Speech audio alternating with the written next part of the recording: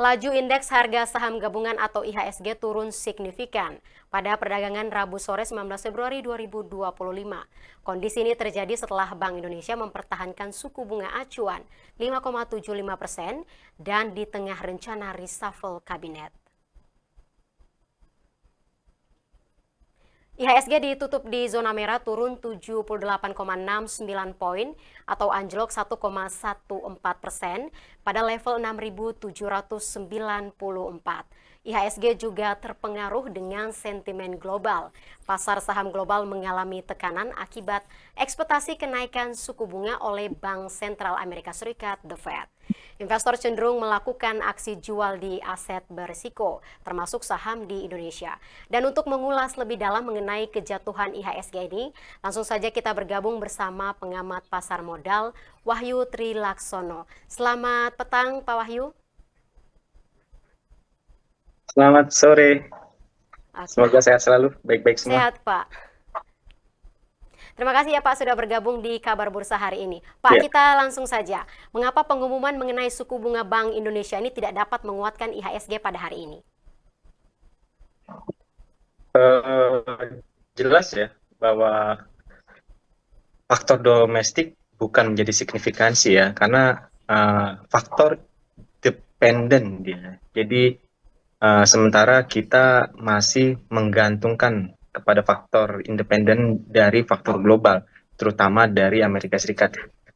Seperti tadi sudah dibahas ya, ada fenomena Goldman Sachs naikin target emas, yang baru saja emas juga sedang terbang ke new all time high-nya.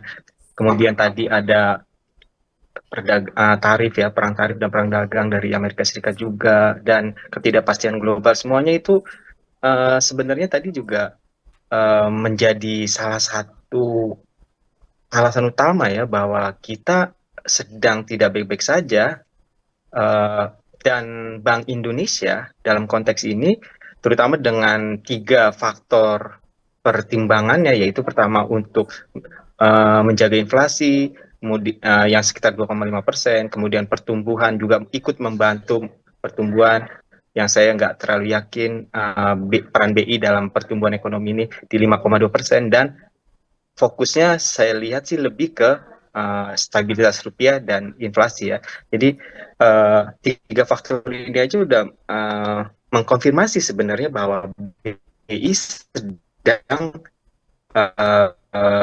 bereaksi gitu terhadap fenomena global tadi. Jadi ini hanya mengamini gejala pelemahan market kita sejak akhir tahun yang tidak sendirian. Tadi juga dibahas kan bagaimana walaupun ada kenaikan-kenaikan atau masuknya kapital di emerging market Asia maupun kita di Indonesia, tapi sebenarnya kapital outflow lebih besar. Ini terjadi juga di Eropa gitu, dan umumnya di Amerika Serikat gitu. Walaupun Cina menikmati, tapi Cina juga belum baik-baik aja dengan pertumbuhan ekonomi. Jadi ketidakpastian ekonomi global, isu perang dagang, kemudian kuatnya ekonomi Amerika Serikat di mana inflasinya naik, kemudian pasar tenaga kerjanya kuat, dan bursanya pun menguat. Baru saja dia juga mencapai rekor ya, bagaimana dia ke all time high juga di 6.100-an, naik 4,5% gitu ya. Jadi sementara hedge fund ini sedang buying spree, jadi sedang masuk besar-besaran ke Amerika Serikat ya, di mana long buy-nya atau pembelian itu 10:1 dibanding short sell-nya gitu. Ini yang tertinggi ya, membeli 8 dari 11 sektor di S&P gitu. Ini tertinggi sejak 5 tahun terakhir gitu. Kemudian investor global juga masuk ke pasar equities AS itu dalam 12 bulan terakhir itu 520 miliar. Rekor tertinggi yang dilampaui dari 2021 sebelumnya. Jadi yang saat ini kalau di emerging market termasuk Indonesia hanya naik 220 miliar inflow-nya, atau terjadi pelemahan 57%. Kalau di Amerika Serikat terjadi kenaikan 520 ya. Kalau negara maju kecuali AS, inflow-nya hanya 20 miliar dolar gitu. Jadi jelas pasar AS sedang berada di atas puncak-puncak ya, bubble-bubble yang tertingginya itu di 2000 ya, 59% dari asetnya itu kepemilikan asingnya. Jadi investor global ini jelas lari ke sana semua gitu. Seperti analogi saya tentang Indonesia ada, nggak peduli Indonesia itu seperti apa, tapi karena Indonesia itu hanya selingkuhan gitu. Sementara pacar utamanya Amerika Serikat. Ketika Amerika Serikat sakit, selingkuhnya ke Indonesia. Hmm. Indonesia jelek pun nggak peduli karena kapital harus mengalir. Hmm. Dia nggak bisa memegang uang gitu, nggak bisa di keep gitu. Kapital harus mengalir di ke emerging market dan terutama ke Indonesia. Contohnya waktu zaman SBY kita diuntungkan dengan krisis subprime dan krisis Eropa. Kemudian di COVID kita diuntungkan sebagai the stronger dan the fastest recovery karena Amerika dan Eropa bermasalah, kita ditinggal. Jadi itu yang terjadi di sini, di mana S&P 500 juga market cap terbesar sejak 2023, bertambah 16 triliun. Bayangkan ya, kita nggak bisa melihat banyak di sini karena IHSG itu saya pikir sih kapitalisasinya hanya 12.000 triliun ya. Kalah dengan anjloknya Nvidia waktu itu. Nvidia itu anjlok sekitar 9.600 triliun ya. Jadi anjloknya Nvidia waktu itu aja 9.600 triliun. Sementara kita kapitalisasinya 12.000 triliun. Dan kalau valuasinya Nvidia aja 3,31 triliun USD ya, atau sebesar 52,92 kuadriliun. Jadi IHSG itu hanya buih di pasir, ya hanya buih di lautan yang kalah dengan gelombang besarnya dana itu. Jadi tapi ini bukan berarti kita sedang terpuruk anjlok ya, tapi maksudnya ini hanya membuktikan bahwa kita itu sebenarnya sangat tergantung dengan faktor global.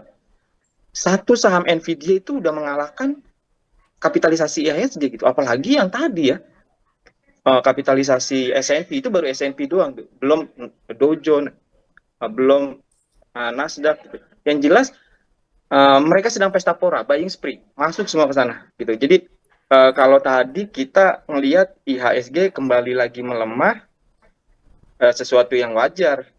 Pelemahan yang masih terkendali dan masih wajar.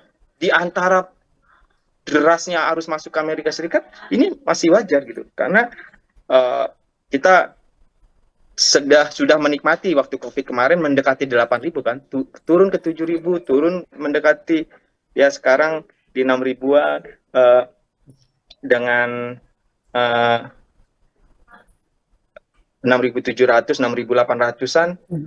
Masih ada saham-saham yang lumayan ya, teknologi, perindustrian, dan barang baku.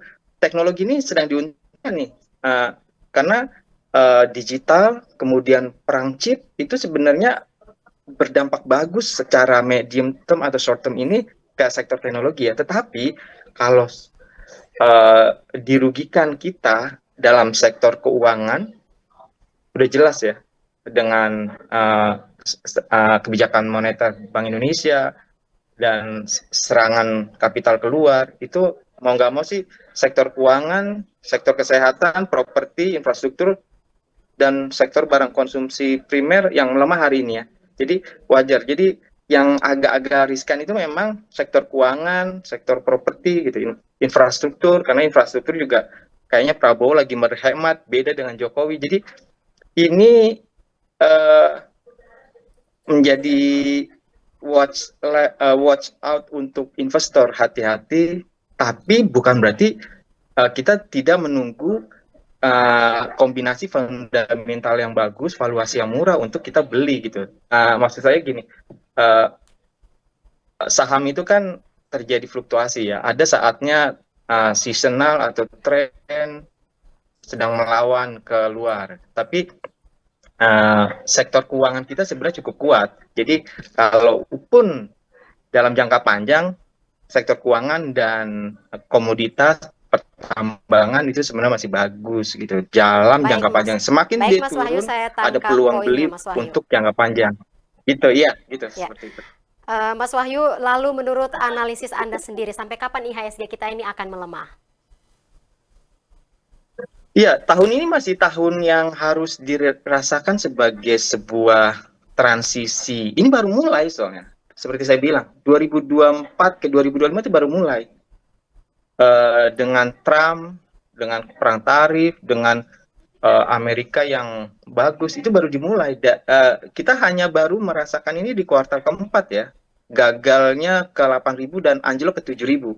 Di akhir tahun dia di 7.000-an. Jadi ini masih awal gitu. Jadi tahun ini masih kita lihat dan kita menunggu apa yang diberitahu oleh gold, harga emas. Karena harga emas kok tetap naik ya.